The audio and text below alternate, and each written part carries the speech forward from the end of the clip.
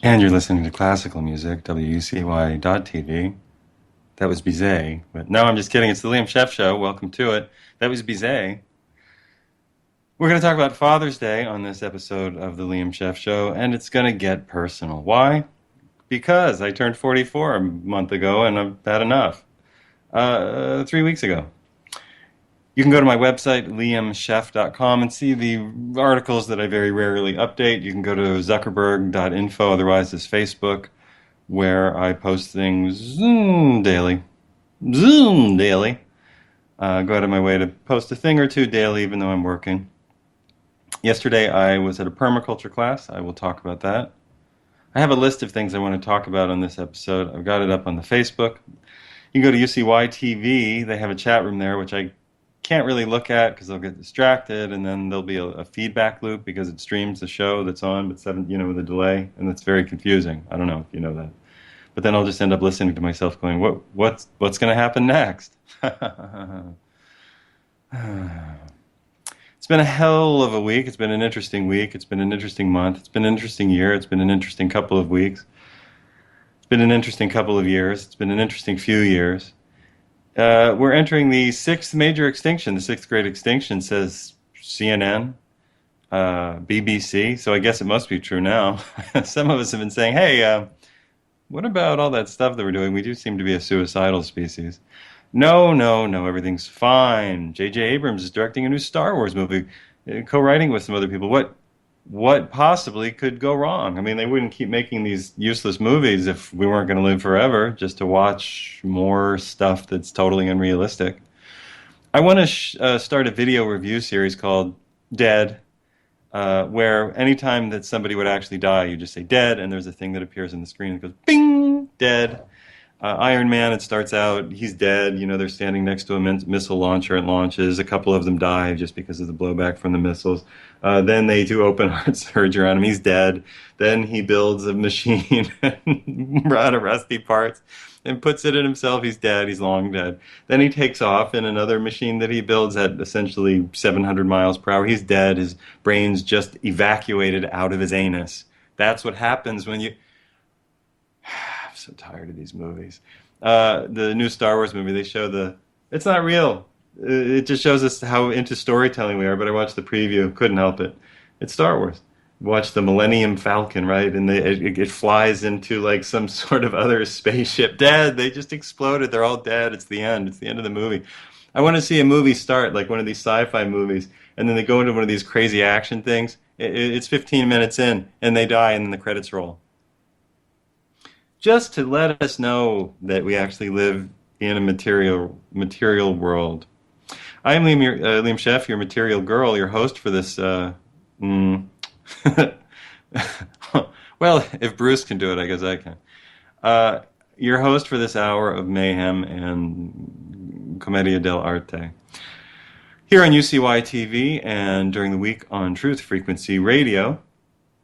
We'll be taking a little break on Truth Frequency Radio at 27 minutes after the hour. We'll be streaming right through on UCY. UCY. It is Father's Day. It's the day that penises all over the world stopped resisting the impulse to enjoy themselves and puked into a vaginal cavity where a waiting egg received a mutant sperm and formed some sort of human. Some sort of human hominid monkey creature born with all the same problems as the rest of us. All of us special and unique in our own way. All of us with those swimming sperm released from the now sleepy penis connected to the sleepy guy who gets a day named after him, this Father's Day notion.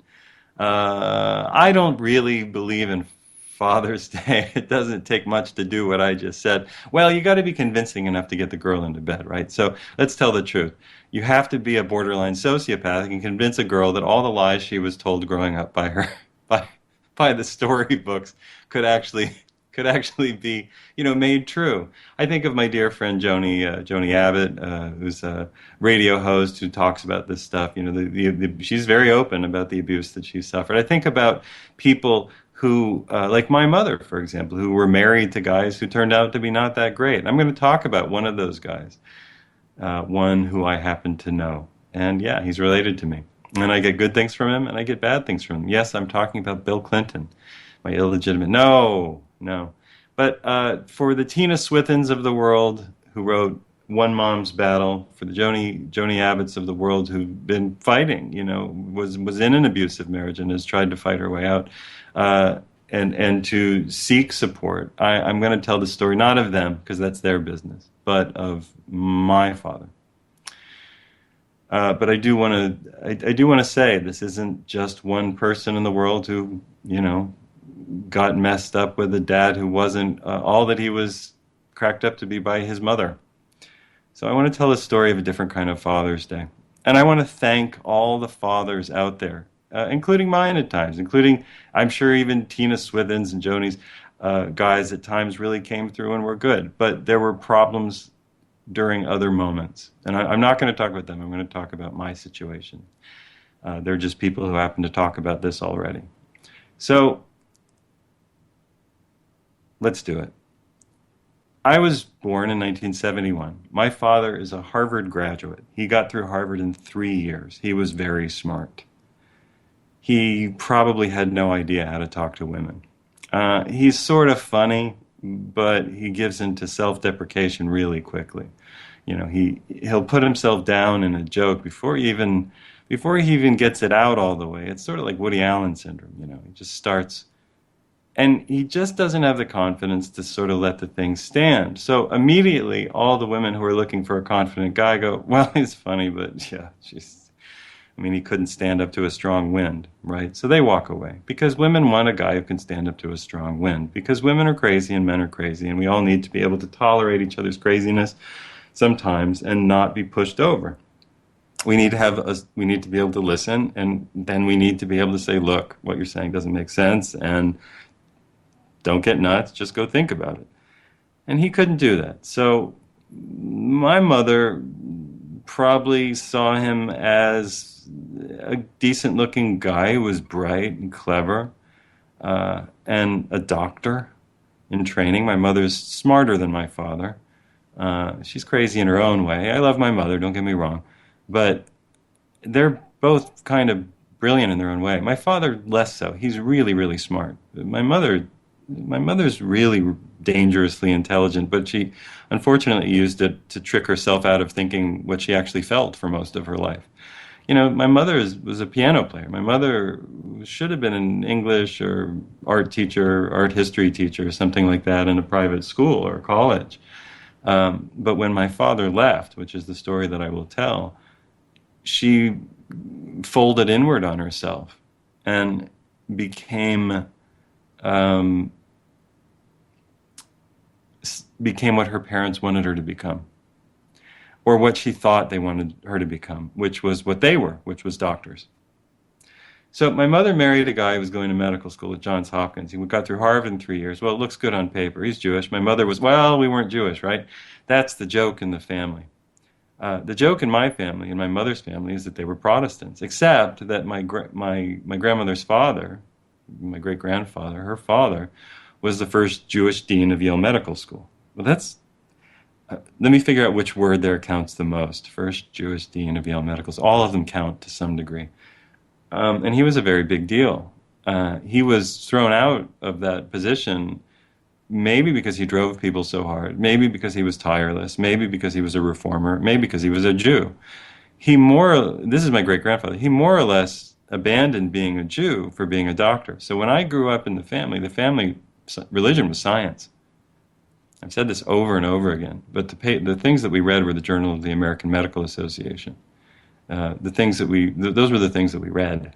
Like, we didn't have Life magazine. I read JAMA. I didn't know what it was. I just looked at it. I saw thalidomide babies when I was a kid looking through the magazine on the coffee table. We didn't really have a coffee table, but you know what I mean. And we were kind of poor. It sounds like we were all rich, but we weren't. We should have been. But we weren't. My mother married a Jew, which her mother didn't approve of.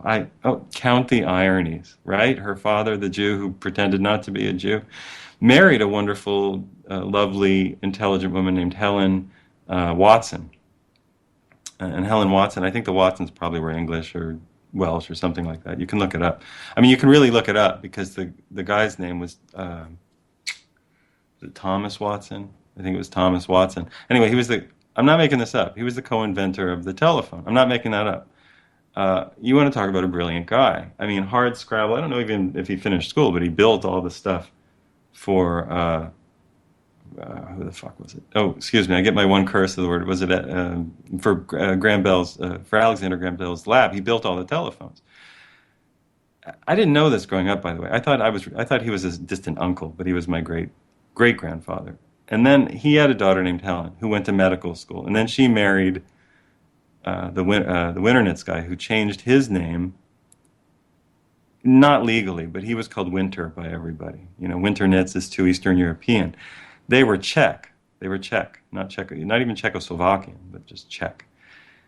Funny thing, when I went to Czechoslovakia or the Czech Republic, when I was in my 20s, the look of the people, that slight Eurasian slanty-eyed look, the jawline, the stature, just everything about the people, even the smell and the food and everything. I went, oh, okay, I'm home. I know these people. I'm essentially Bohemian. And then my father's family was Lithuanian, so I get that too, that hard, funny Russian, fight-oriented kind of attitude. Smart ass, all that stuff. Long suffering, good thing I don't drink, prone to depression and probably violent marriages. I don't know. My mother's family comes from, probably really significant intellectual and some engineering inheritance. I didn't know that growing up because we were black sheep. My mother married a Jew and then he divorced her. And my mother's difficult. I mean, my mother's really difficult. She married a guy who she said needed to be like told how to proceed. And my mother's an Aries. She's a double Aries. She's very impatient with that kind of stuff. But she couldn't help but to take it on and to try to kick it into shape, and it just didn't work. And it ends up feeling manipulative, and she's not a good listener because Aries aren't very sympathetic. They're like, well, get up, dust yourself off, and so it's broken. Walk on it, walk it off. That was that was like childhood. You know, um, not that sympathetic and prone Aries, very strong Aries, especially double Aries, prone to just sending their problems away. Like, well, if it requires me examining it, I'm leaving. I had to break up with an Aries friend last year who I really like a lot, but she just wouldn't pause. She wouldn't hit the pause button and say, maybe it's a little bit my fault. Aries have a very hard time with that, and that's my mother. And my father's not good at taking responsibility, so you imagine that the thing just blew up, and that's what it did when I was about 1 or 2, and they were separated from the point that I was very young. This is a Father's Day show on the Liam Scheff Show. I'm telling you about my past as a way, like Tina Swithin did in her book, like my friend Joni does in her work, to talk about things that don't go well in relationships. Uh, and and I'm not trying to cast aspersions on people I don't know. So what I'm doing is talking about my own family. Right. So my father's very bright, but his father was bright but tough. These are the Russians, I know they're not. It's not the same, but they're the Lithuanians, and they're more hard drinking, and their sense of humor was a lot harder than my mother's side. My mother's family was written about in a book called The Wapshot Chronicle, which was by John Cheever, who married into essentially my family. He married my great aunt, Mary. And so John Cheever, closeted homosexual, whatever, bisexual, probably more homosexual, wrote about them and wrote about those people. But he missed a lot, He got a lot, but he missed a lot. He wrote stories for the New Yorker when that sort of thing mattered. It doesn't matter anymore. It mattered in the 60s. It mattered when Mad Men was the endroit, the mise en whatever it's called, the location and time of Mad Men. So they get divorced. 1 or 2. My father started seeing another woman while probably at the end of them being together or while they separated. Yeah, no. And my father's been absolutely mum about what it was. Oh, we just didn't get along. Now, the number of conversations I've had with my father, I could fit on one side of a record. which is a half hour, uh, in which he really went deep. It's not that I never spent any time with him. It's just that he was never open. His name's David, by the way. His last name is my last name.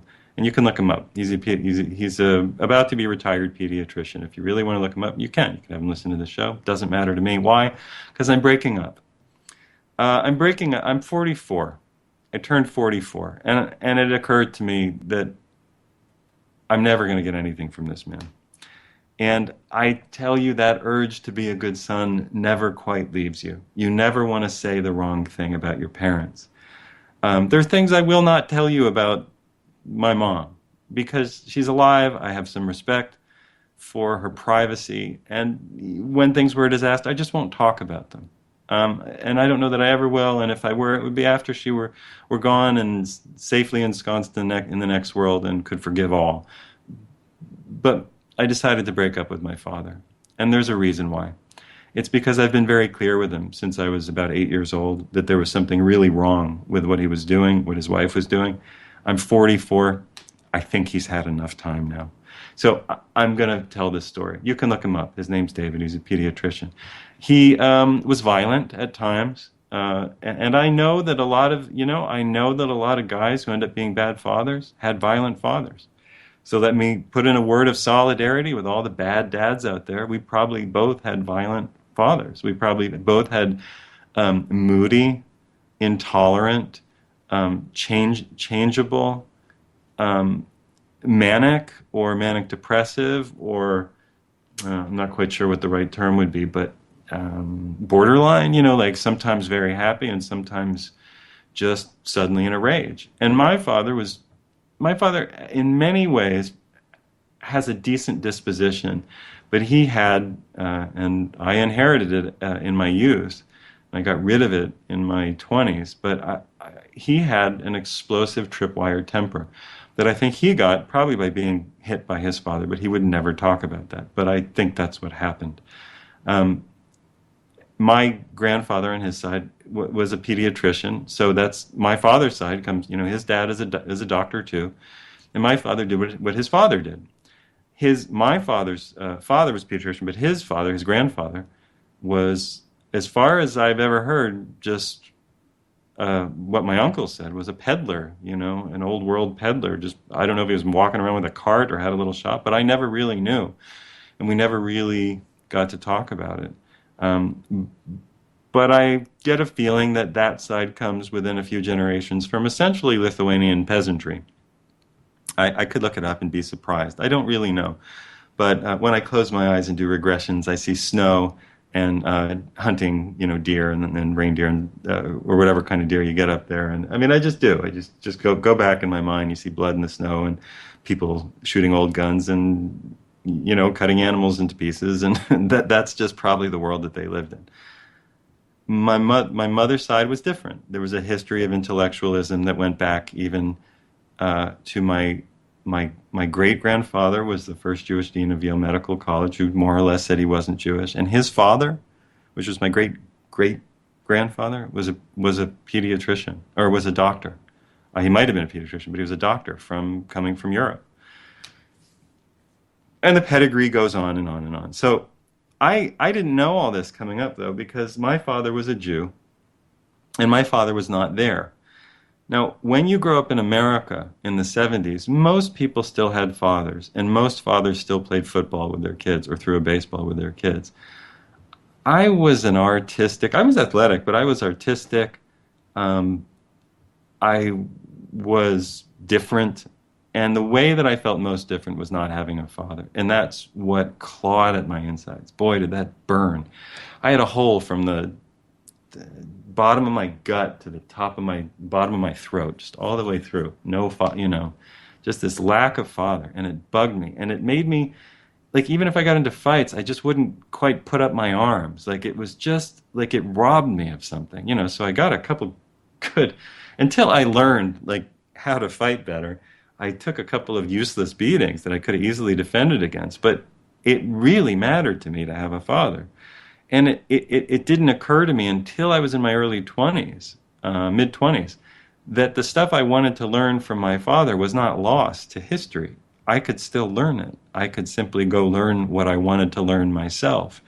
That's how, as a species, that's how buried our own thoughts are from us. It's so difficult for us to even access possibility when it doesn't come in the typical delivery mechanism. So the idea that I would essentially have to reparent myself, which is exactly what I had to do because my mother was gone. Now, when my father left, my mother abandoned her more artistic nature, and she does have a very strong artistic nature, and she's a very good intellectual and a very good artistic thinker. But she abandoned it and suicided the rest of her life to medicine, which she hated. Um, just because she was okay at it, she excelled in biology, but she went into something really awful, nuclear medicine. And she made me really feel that it was my fault, which is an outstandingly stupid thing to do to a kid. But she would always tell me that she was gone. Essentially, she'd become a doctor for me. I had no way to respond to this as a kid. If I could have, I would say, please don't do that because I'm not happy and I'd rather us be poor. I'd rather you be a school teacher and I get to learn things with you and go to the class or, you go teach at a private college all day long. That's fine. And I get Latin and Greek and whatever. Who cares? Even if I have to play lacrosse, I'll do it. Uh, I played soccer. Um, I that's a private boys' school joke, lacrosse. Okay. You're listening to the Liam Scheff Show on UCY TV. We're going to come up to a break on Truth Frequency Radio, but we're going to keep streaming on UCY, and we'll continue this conversation for the last half hour of the show because I'm breaking up with my dad. Um, he's never going to give anything to me. I'm 44. I've kept this family secret long enough. And the family secret is just this story. It's the story that a guy who went to Harvard and graduated in 3 years, went to Johns Hopkins, got his medical degree, ended up so lost in his own self that he gave into violence in his relationship with my mother. I'm not saying that makes him an evil person. I'm saying it makes him deeply flawed. He eventually stopped being violent, but only after pushing one of my brothers down a flight of stairs at a swimming pool. I was hit sometimes. He didn't hit me in the face. He didn't punch me in the arm. My father's violence was explosive and unannounced, and in and it really infected me, and it infected my relationship with my mother, and it determined the way that my mother and I would get along until I was a young adult and could leave. Um, Everything was coded with this Russian temper. And I'm not blaming my father for inventing violence. And I've heard worse stories. I've heard of people nearly killed by their parents. Well, I was nearly killed by my parents in different ways. I was sent to very dangerous places. I was put in the care of incredibly incompetent people. And listen, childhood was really about survival in many ways. But I know that there are people who had it a lot worse, and they ended up a lot worse. On the other hand, most people didn't have it as bad. So, so that's this story. I'm not going to protect him anymore. I'm not trying to crucify him. I'm not saying go hound him. He stopped being violent a long time ago. But he's never, ever, ever said, I'm sorry. What can I do to make up for the way that I was? What can I do for making up for never paying child support? What can I make up for being a borderline narcissist and allowing he married a psychotic woman who was incredibly abusive, psychotically abusive.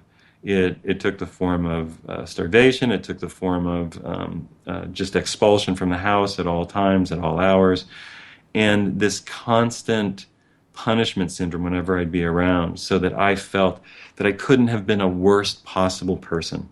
She made that absolutely clear, and I've never in my life seen anybody but you would consider the worst parent in the middle of the Walmart talk to a person the way that she talked to me, and I saw her talk to other people that way too. And that's who we married after he left my mother. Her name is Terry, and she's really ancient, and she probably has no memory left. She was a very sick woman, mentally, psychologically. and there's nothing anybody can do about it. She hasn't written me or contacted me, or she's never said I'm sorry for all of these things. She's not the problem, and it's a reason I never went after her that way. You're listening to the Liam Scheff Show on UCY TV and Truth Frequency Radio. We're going to continue on through the break and talk about my father, the pediatrician, who had an explosively violent temper and wasn't there. He just disappeared. He would be gone for first a year, then a couple of years, then a few years. By the time I got to 13 or end of 12, I hadn't seen him for a couple of years. Now that's significant. This is a man who works as a doctor in Boston. He's making enough money. He liked to work poor. He liked to work in Dorchester. Actually, some of his patients, I think, were some of the new kids on the block because he worked at Little House Health Center Clinic in Dorchester. So I know it gets weirder and weirder. His penance to the world was going to work with poor kids. And it sounds good, doesn't it? Well, look, what a good pediatrician David is, and he goes and works with the poor kids. But what is he doing? He's giving them all injections, right? He's injecting them all with vaccines. That's what he does. And for a long time, I wouldn't have seen a problem with that. But when you come to understand the history of vaccination and study injecting people with mercury, my father's probably caused autism in many people. It's a hell of a thing to say. He didn't intend to. He didn't think about it. And that defines a great deal of who he is. He just didn't think about it. I remember when I was 33, 32, and I was having to grow up and become myself. And I called him. I hadn't talked to him in a decade and change. And I called him and I said, David, yeah? I said, I need to ask you a couple of questions. Okay. Why did you were just gone? What, didn't you understand that as a child, when I was 6, 7, 5, when I was 5 or 4 or 5, and my mother sent me to the Catholic babysitters, the son of one of whom was the neighborhood child molester, who once, not a million times, thank God it wasn't a million times, but once took too much of a hold of my tiny boy's wang. God knows what he got out of it. Yeah, that's exactly, see, there you go. That's what happens when you just pawn your children off to people who you don't know. You're not involved in their world. You're not involved in the people who are, you're not conversing with them. You're not, and my mother left me with these people for weeks. For weeks. I'm lucky that it only happened once. Listen, people have had much worse molestation stories than I did, but there was, that happened too.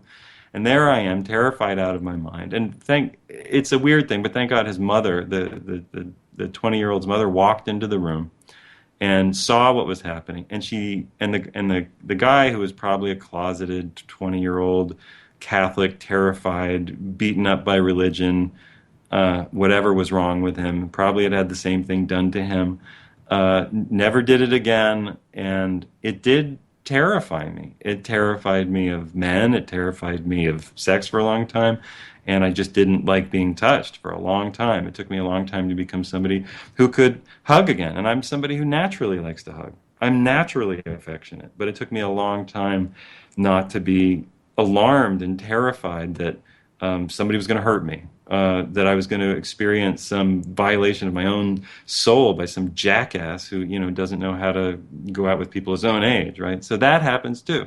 So I said to my father, didn't you know that when you left me alone for years, and my mother had to go back to work just to make money, and she did the psychological inversion of what she wanted to do, was she went to go please her parents, and she failed upward. Instead of being the artist and the teacher that she wanted to be, she became the doctor that they wanted her to be, and she hated it. And it ruined her world, and it ruined my life as a child. It ruined her, because I lost her to medical school at age 4 or 5. I did not see her again, essentially, until I was 12, except on weekends. And she was exhausted and crazy because she was so exhausted. So that was a problem. So I said to my father, don't you know that from age 5 to about age 12, when I didn't, 10, when I didn't see you, when I needed you, when I needed to learn all the things that you learn. You're listening to the Liam Scheff Show on Truth Frequency Radio and UCY TV. We are back. It's a very personal talk about Father's Day. I'm telling the truth about my childhood because I'm not keeping the secrets of my childhood. My father's never going to give me anything. I'll never get any inheritance. I'll never get anything from him. He is a failure of a human being, and I just have to admit it. And so I can move on. All of us spend our lives waiting for certain people to stop disappointing us. I'm done waiting. I let him off the hook, and I shall now talk about him freely, as though he were already dead or didn't exist or just didn't care, because that's the way he's acted. And it's not for spite. It's so that I don't keep playing any games with myself about, well, maybe if I'm good at this, or maybe if enough people like my book, or maybe if enough people listen to the show, or maybe if enough people read an article. Fuck that. I'm my own man, and I have been for a long time. Okay, so I said to my father, I got him on the phone when I was in my early 30s, and I was going through a health crisis, and I had to relearn how to eat healthy food and heal my nervous system. And I said to him, and I hadn't talked to him in a decade. I called him. I always made the overtures. I always made the overtures to communicate. Nobody can ever accuse me of not communicating.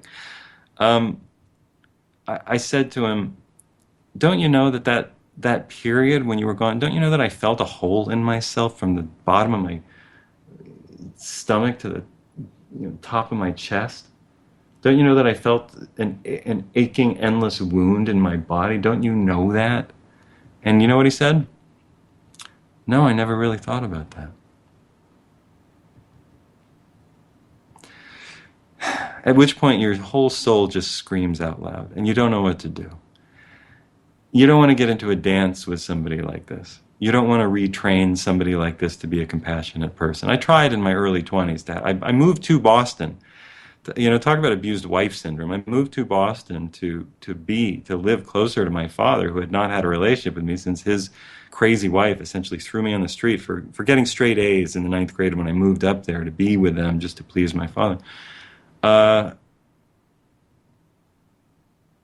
Sorry, Miss Elizabeth Lewis gave me a B plus. She said B plus plus plus plus plus. I said, bitch, I was the best student in your class, but she was a really hard teacher.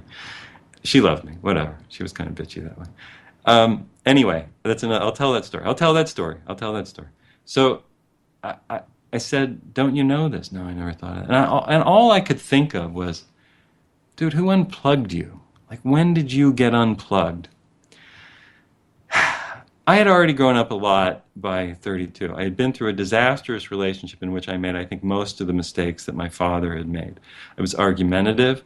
I think I was quasi-violent. I would argue. I would hit the wall. I would throw things when I was really, really deranged and in a terrible mood. And then I would get terrible. And I did what my mother's family did and my father's family did. They were arm grabbers. When my father was talking to you, and if you just got enough of him and you stepped away or walked away, you wouldn't know what was happening. You'd suddenly have an arm on you, and you'd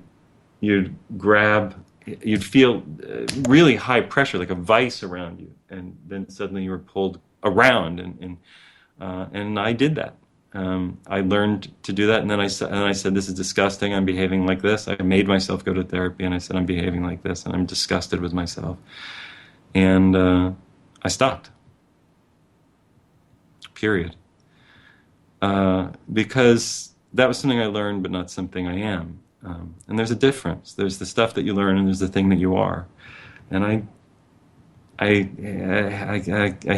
always hated myself. If I've ever hurt anybody in any way, that's why I had the hardest time getting into fights. It's not that I'm not strong. And I did learn to fight. I went to martial arts. I really did. I learned to fight. And I wouldn't want to fight me.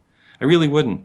Because I'll resist fighting for a long time. And if you make me angry enough, I'll rip your face off. That'll be that.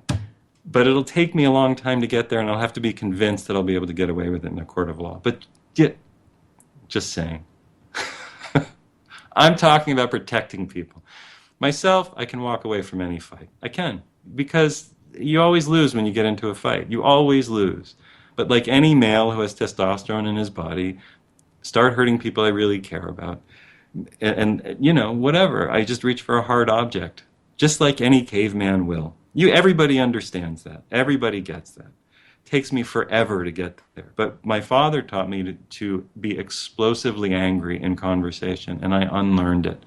So if you are somebody out there who's ever been explosively angry in conversation, and anybody's ever called you an asshole, you can unlearn that if you try. But you have to admit to yourself that that's no way to behave, and that adults don't do that kind of thing, and that you were mistrained.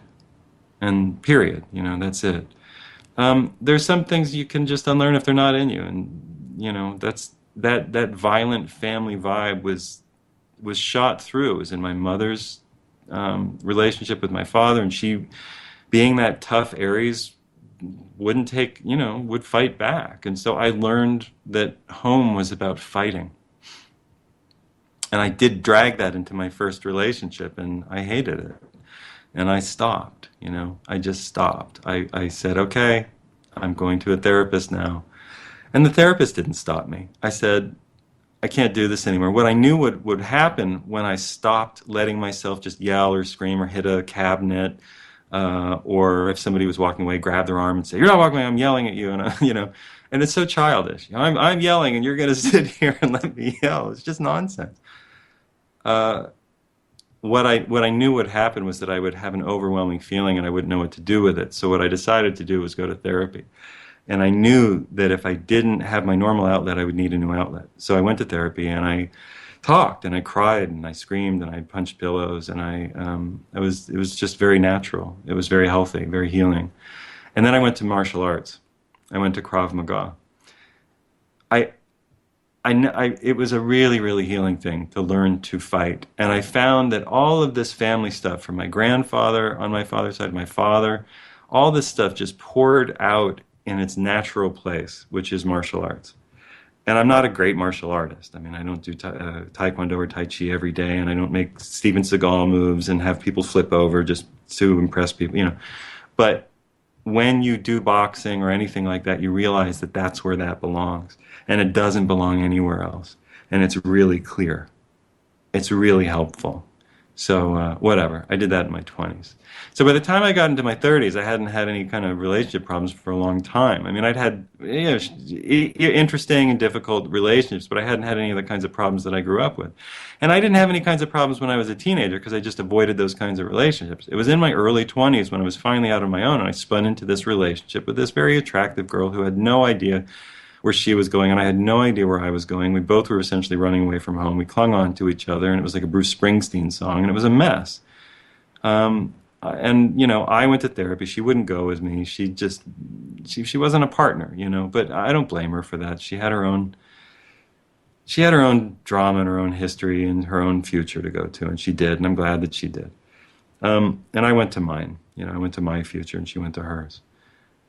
So I said that to my father in my 30s, don't you know? And I realized that my father might have some kind of condition, some sort of like Asperger's kind of condition.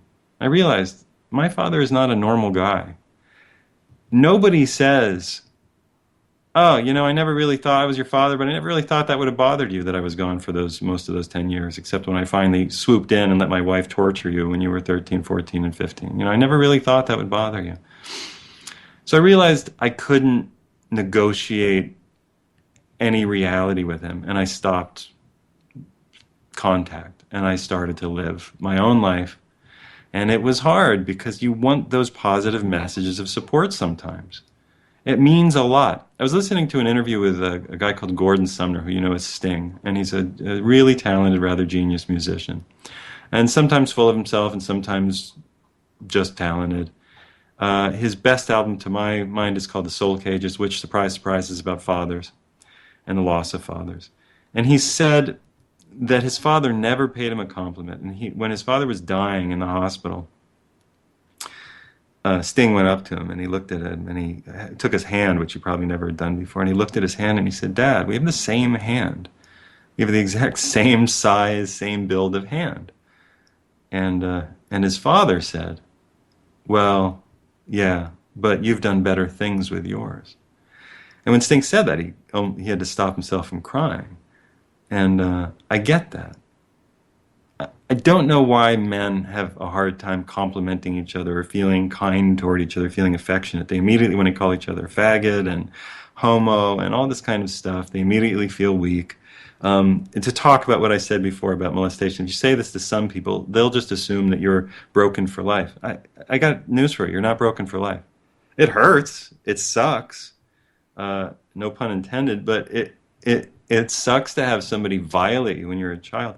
But you can cry, you can heal, you can do it because it has happened. Excuse me, that wasn't crying. It was I was belching. See, it's not very romantic or sensible. It was the pasta I ate.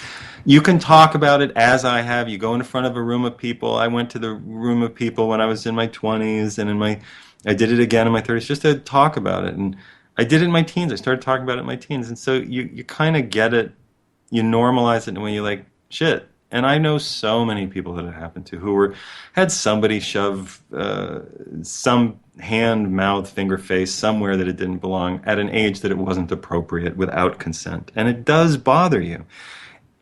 I don't know how it affects everybody. It made me terribly afraid of getting into a relationship because I was afraid I would have no control over what happened to me in a relationship. That's what happened. And again, there are people who were, violated much worse than I was, who managed to go on and have kids, and usually it happens to women, but it does happen to men a lot, especially of the Catholic variety or Christian variety. Here's three middle fingers for religion, by the way. Right. Here's looking up your old address. Yeah, I care for a religion about as much as I care for alien colonoscopies, but that's another story. I know that a lot of good people live in religion, but I can also tell you that religion is the first refuge of many total scoundrels, and I've met some of them. I've met some of the worst people I've ever met. And then some just, and then some people who are just sort of doofy or whatever. But they run to religion and they coat themselves in it and they can't think outside of that bag anymore. And they can't think about how to be people anymore. They just coat themselves in it the way that other people coat themselves in science. And they give up being people. And I don't know what my father coded himself in because it wasn't religion. I don't know if it was just the fact that, you know what it was? It was the fact that he was considered a good doctor. There it is. That's it. That's it. That's what he did. Because everybody needs their excuse.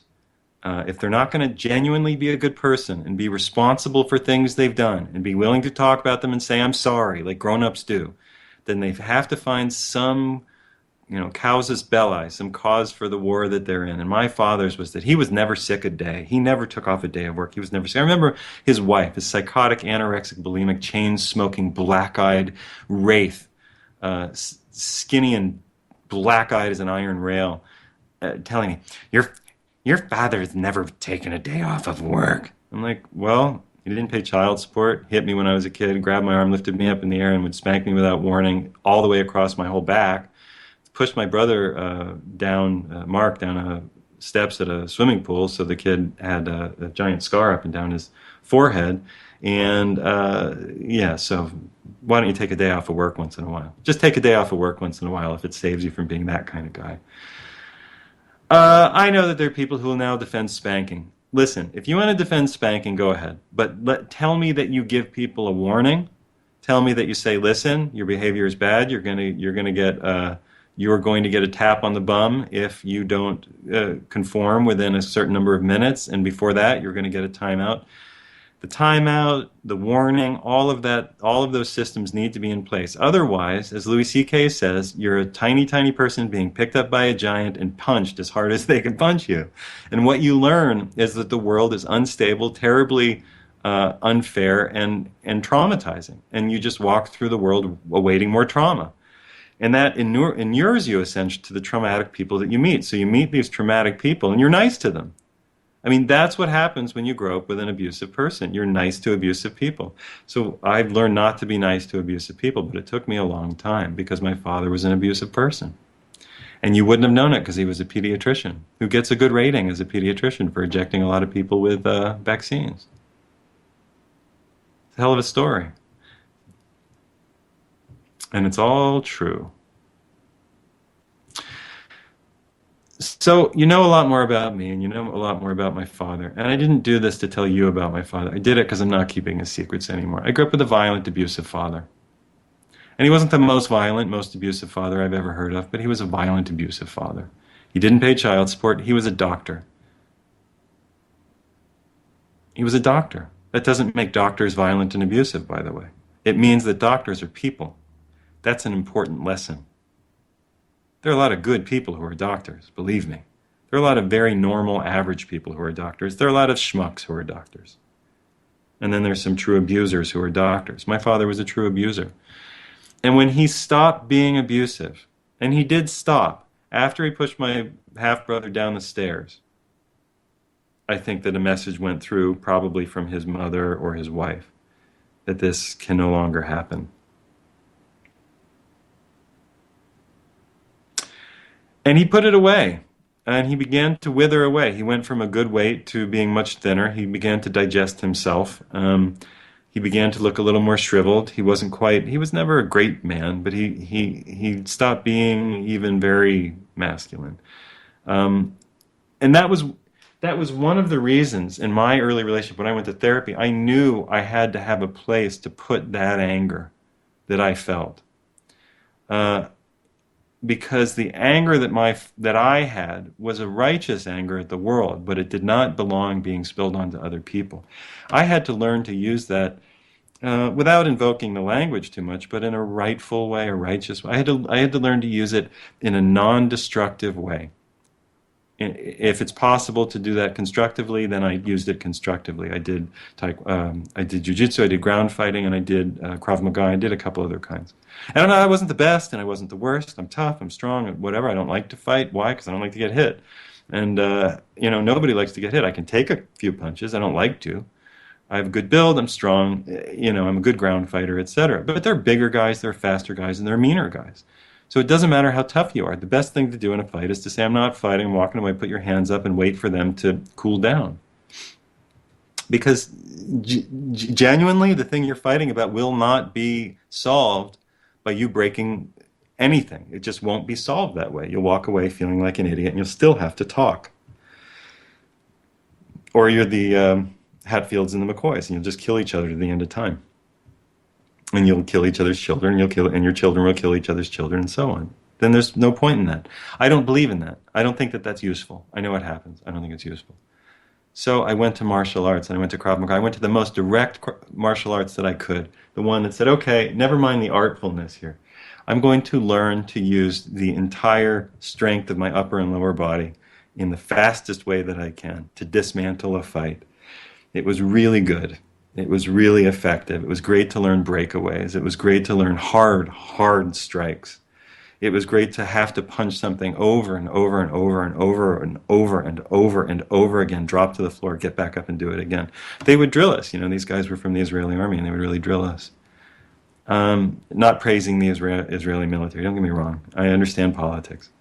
But it was good to do that. Not to hurt anybody, but just to say this is where this belongs. If you have this kind of anger in your body, this is exactly where it belongs. It never belongs on somebody that you say you love. It doesn't even belong on somebody that you hate. It belongs on an inanimate object that is padded, so you can walk away at the end of the day and still play guitar or piano or do something else. This is a Father's Day show, unlike any other. Uh, I'm a very honest person. You probably know that by now. My name is Liam Scheff. I'm a writer. I'm a speaker. I'm a journalist. I'm an activist for a few things. I only believe in a few things. I believe that we should be growing food. I believe that we are essentially a doomed species because we have too much energy, and given too much energy, people make terrible, terrible decisions. I think we're a better species when we have less energy to work with, when we have nature to work with, and we have to get by with less. Instead of having 19 million barrels of oil today, if we could only have a few million barrels of oil today, I think we'd be a pretty decent species. I don't think we'd be a species without war, but we would be more constructive in our use of energy, more frugal, to put it that way, more careful, more cautious in the way that we expend our energy, less given to total, constant fantasy and daydreaming about free energy and and all the other kinds of crap that's not going to come along to save us. I believe in growing food. I believe in neighborhood networks. I believe in community, and community to me is people who make sure that there's enough food and protection for each other in an area. Don't get up each other's asses about every single thing. You don't have to love each other, but you have to protect each other. I don't believe in forced philosophies. I don't believe that we all have to believe the same thing.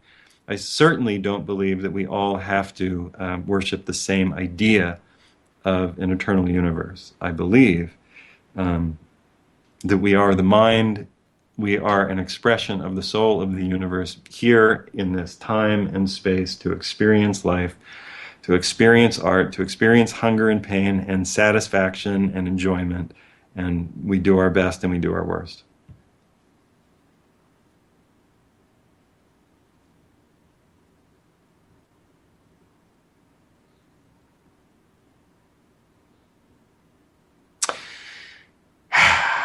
You've been listening to the Liam Scheff Show on UCY TV and Truth Frequency Radio. You can find me on, let's see, find Liam Scheff on Facebook.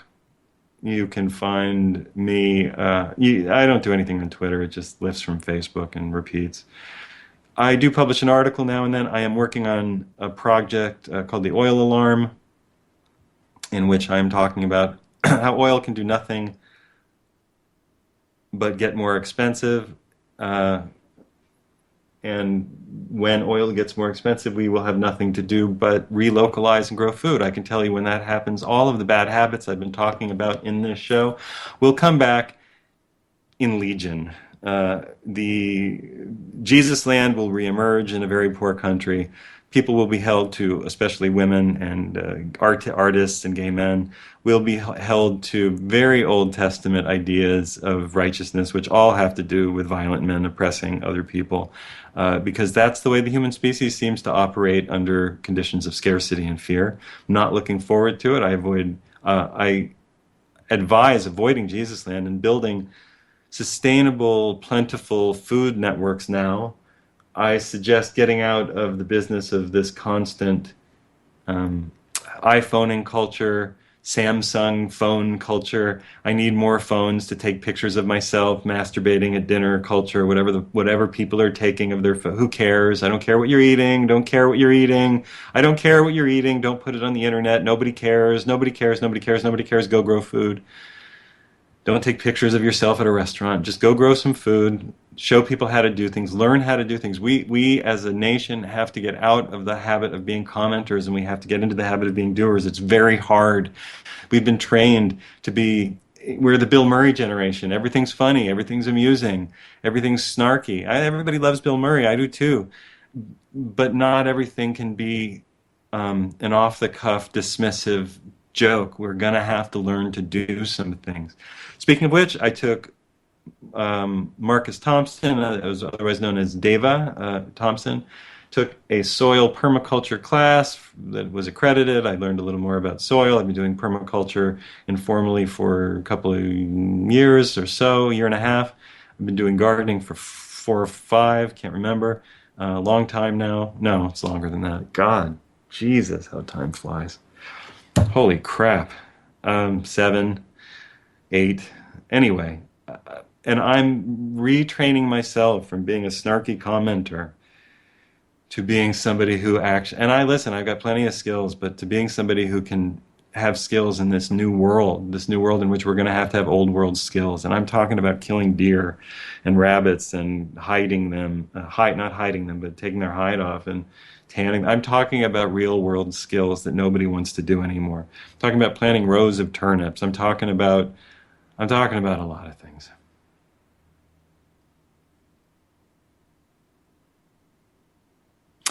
If you enjoyed this intense talk, they're not always this intense, but it's Father's Day, and I'm breaking up with mine. And, whatever spiritual threads remain, and they do, and they're gifts that I have from that family, and I'm a lot more like his brother, by the way. I'm a lot more like my uncle than I'm my father. I'm sure I get things from my grandfather on that side. The toughness, probably that early temper. The quick wit, I get they're funny, and I'm funny. I'm fast. I get all of that, but I can't keep my father's secrets anymore. and he was an abusive man. And I'm glad to tell you that, because I don't get anything by keeping the secret anymore. There's no inheritance. There's no great thing coming to me by pretending that he wasn't. And that doesn't mean all pediatricians are bad, and it doesn't mean all doctors are bad. But it means that all doctors are people, and it means that my father was a bad father. And maybe yours was too. And maybe your father was a great father. And if your father was a great father, go give him a huge hug and thank him. I've known a lot of good men, and they've helped me become a good man. And I've known a lot of good women, and they've helped me become a good woman. Thank you very much. This is the Liam. This is the Liam Scheff Show on Truth Frequency Radio. No secrets here. What do I get for this? I don't even get paid. You can go buy my book, UCY listeners, at Amazon.com. My book is called Official Stories. If you want a more personal book, though, you can buy The Truth About Love. I think it's like $2.99 on Kindle. It's a steal. And that is a personal story, essentially about me in my 30s, post that conversation with my father, when I started to really inhabit myself and be the person much more that I am, without the ghosts and the pain of the childhood. And I met my person, Helen, who radically changed my life, radically improved my life. And yeah. Some people make you believe absolutely in a spiritual dimension, and that there are better angels and spirits looking after us, even if there are the bad ones pulling at our threads once in a while. And I've believed in that for a long time. And I get along with religious people in that way. I just get upset when they think that they know all the answers and they're written in a 5,000 or 3,000 or 200-year-old book, whatever book they're worshiping. Because it's not in the book. It's in your soul. It's in your ability to be kind, to listen, to respond in the moment, to not intellectualize your feelings, to not try to manage and control people, to allow your feelings without making people the subject slave of them.